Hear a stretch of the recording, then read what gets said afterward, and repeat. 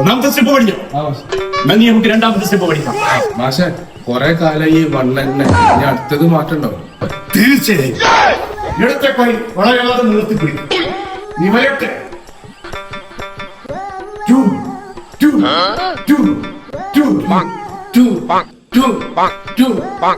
പഠിച്ചു കഴിഞ്ഞാൽ പുതിയ അടവത്തിലൊക്കെ ഞാൻ പഠിപ്പിച്ചത്. ഈ സ്റ്റെപ്പ് പഠിച്ചല്ലോ. ആ മാഷെ.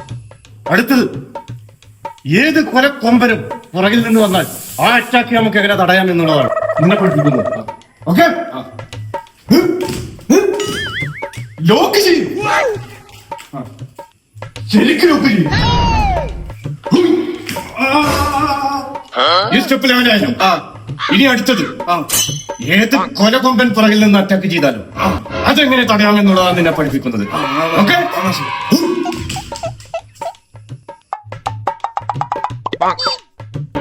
ശ്രദ്ധിക്കണം.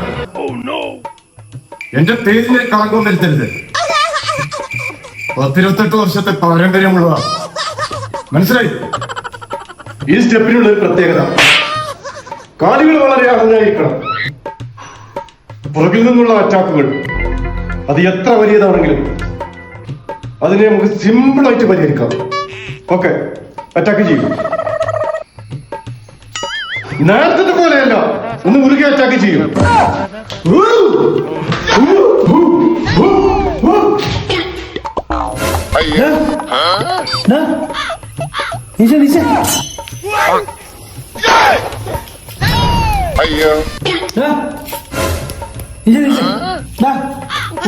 കൊലകമ്പനാടെ മോനും